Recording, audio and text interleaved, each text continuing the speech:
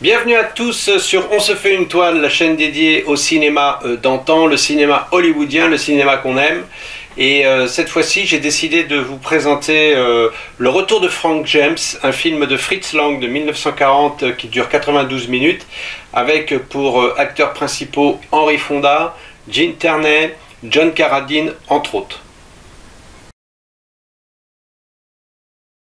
Mr. Woodson? Yes, ma'am? I'm sorry to bother you, but I'm looking for the man who saw Frank James killed in Mexico, and they told me he was talking to you on the porch. It was me that seen the killing, ma'am.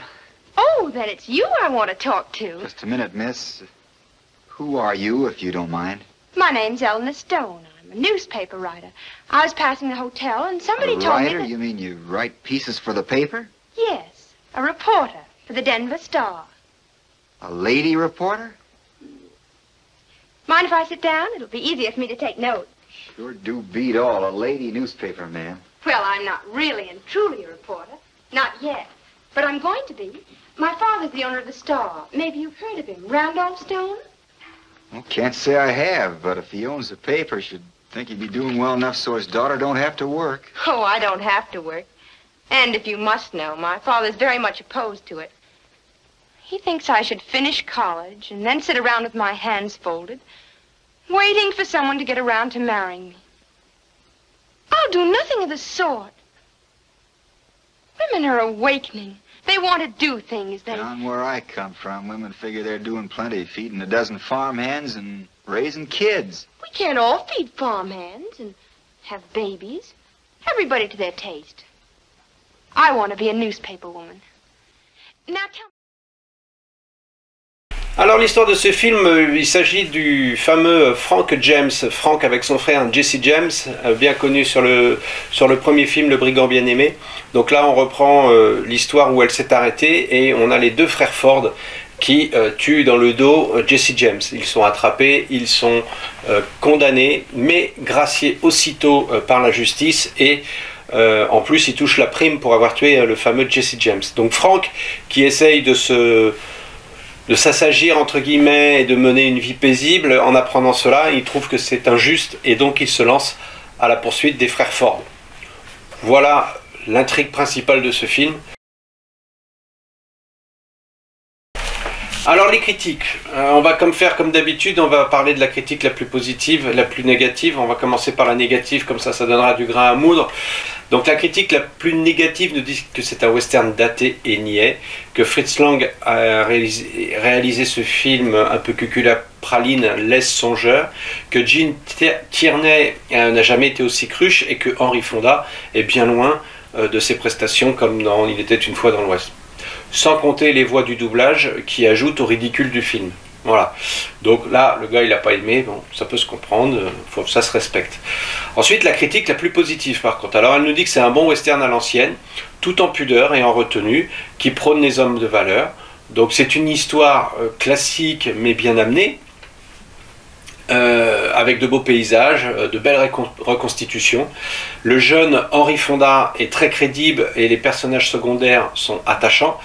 Le monde d'avant et la mise en place de la société moderne, entre guillemets moderne, la société de progrès on va dire, s'entrechoquent et cela fait des étincelles, non sans rappeler un film qui sortira bien plus tard par John Ford, L'homme qui tua Liberty Valance.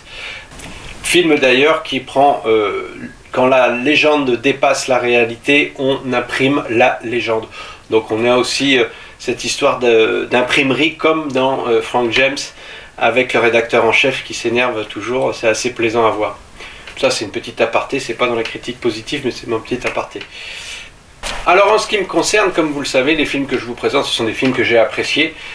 Donc encore une fois, j'apprécie ce film, effectivement, c'est pour moi un film que l'on peut considérer comme l'un des premiers blockbusters, puisqu'en fait il fait suite au Brigand bien-aimé sorti une année plus tôt. Le succès aidant, on décide d'en faire tout de suite une suite. Alors certes, il n'y a plus le charmeur, entre guillemets, Tyrone Power dans ce film. On le voit juste au début parce qu'on reprend voilà, la scène finale du premier film. Mais il y a le très charismatique Henry Fonda qui est toujours là, qui reprend son rôle. Il suffit de voir le film pour se rendre compte de cette personnalité grandissante. Il y a la très belle Jean Tierney dans son premier rôle. Donc c'est un film à la hauteur de nos espérances. Voilà, l'action est menée tambour battante. Il y a des magnifiques envolées lyriques pendant le procès de fin. Assez rigolote d'ailleurs, ça nous tire quelques sourires. On peut noter aussi que Frank James arrivera à se venger, mais sans tuer froidement les frères Ford. On ne peut pas le traiter d'assassin, c'est toujours un héros. Donc ça c'est aussi assez fort. Au niveau des scénaristes, il fallait trouver. C'est un film de son temps, effectivement, qui ne fait pas la part belle à la gente féminine, qui essaie déjà de s'émanciper, et qui devra braver les stéréotypes que les hommes lui renvoient. Elle veut faire du journalisme et on lui demande juste de faire une bonne épouse et une bonne mère et voilà quoi. Le soin apporté aux toilettes de Jean Tierney est quand même assez magnifique, c'est une gravure de mode dans ce film. Donc voilà, donc le film est très plaisant à découvrir, je vous le dis. Il reste quand même un petit peu, peut-être, un petit ton en dessous du premier volet, à voir. Je suis même pas certain de ça, mais en tout cas c'est une belle découverte pour ceux qui ne l'ont jamais vu. Alors les petits plus de ce film, c'est le premier film en couleur réalisé par Fritz Lang. C'est son premier western aussi. C'est un réalisateur d'origine allemande qui a une sale réputation sur ses tournages. Effectivement, on a entendu qu'il était assez tyrannique et il vient juste de sortir d'un flop du film You and Me et il doit un peu redorer son blason. Donc c'est Daryl F. Zanuck qui recherche un réalisateur européen pour son prochain projet, qui lui donne sa chance. Et donc il propose à Fritz Lang de réaliser Le Retour de Frank James. À l'occasion, il retrouve Henry Fonda, qu'il a déjà fait tourner dans J'ai le droit de vivre en 1937. D'ailleurs, tournage qui ne s'était pas forcément bien passé, puisque Fonda voyait d'un mauvais œil le retour de Fritz Lang sur un film où il devait participer. Donc Lang tenta de le rassurer, tant bien que mal, lui certifiant qu'il avait compris, que tout se passerait pour le mieux sur ce tournage. Mais si on en croit Fonda, le travail quand même fut assez difficile et assez pénible. Notamment pour Jean Tierney, qui n'avait pas été choisi par le réalisateur, et donc il décida de l'ignorer, de ne pas lui parler pendant le tournage, et quand il lui parlait, c'était pour l'insulter. Donc on va dire que pour un premier tournage, pour une première expérience, j'imagine qu'elle aurait aimé quelque chose d'un petit peu plus cool. Mais bon, ça fait partie de la légende hollywoodienne. Le retour de Frank James reste quand même une réussite plus qu'honorable de la part d'un réalisateur européen qui n'était pas forcément habitué à ce genre de film, le western. À nouveau, on peut aussi dire que l'interprétation de Fonda est assez magnifique. D'ailleurs, il sort de 2 films dirigés par John Ford, Vers sa destinée et Sur la piste des Mohawks. Et grâce à ça, il commence à acquérir une certaine sobriété dans son jeu et qui force assez l'admiration. Le studio, lui, avait acheté les droits du livre des frères James, mais ils ont quand même changé les faits pour les besoins du film, de manière à ce que ce soit un peu plus spectaculaire. Et parce qu'effectivement, les frères Ford n'ont jamais été pourchassés par James, n'ont jamais été tués par lui. Charlie s'est suicidé en 1884 et Robert Ford, lui, a été tué dans le Colorado en 1892.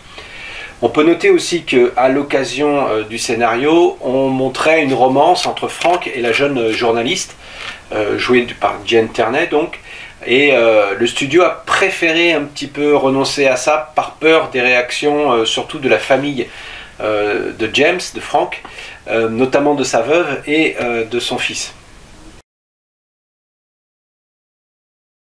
Donc pour conclure, on a tendance à sous-estimer ce film, ce premier western de Fritz Lang. Suivra ensuite 2 autres westerns, L'Ange des Maudits et Les Pionniers de la Western Union. L'un avec Marlene Dietrich, l'autre avec Randolph Scott. Donc ce film, Le Retour de Frank James, vous l'avez compris, est un petit peu désuet dans son image, dans sa façon d'être, mais il est très rafraîchissant malgré tout. On a encore des scènes un petit peu sujette à controverse, on va dire, notamment avec l'utilisation de certains acteurs de couleur. Donc voilà, à voir pour ce qu'il est. C'est intéressant de découvrir Henry Fonda, un immense acteur. Gene Tierney, qu'on reverra plus tard dans Laura et dans l'aventure de Madame Muir, très certainement des films que je vous présenterai. Ne comparant pas le Henry Fonda de 1940 avec celui de Il était une fois dans l'Ouest, ça n'a rien à voir. Mais voilà, donc pour créer, on va dire, sa connaissance filmographique, ce film mérite d'être vu, ce film mérite d'être découvert. Eh bien, j'espère que vous aurez appris 2-3 petites choses sur ce retour de Frank James. J'espère que vous aurez pris plaisir à regarder cette vidéo. Je vous dis à très bientôt sur On se fait une toile pour d'autres films. Et à très vite. Portez-vous bien. Ciao, ciao.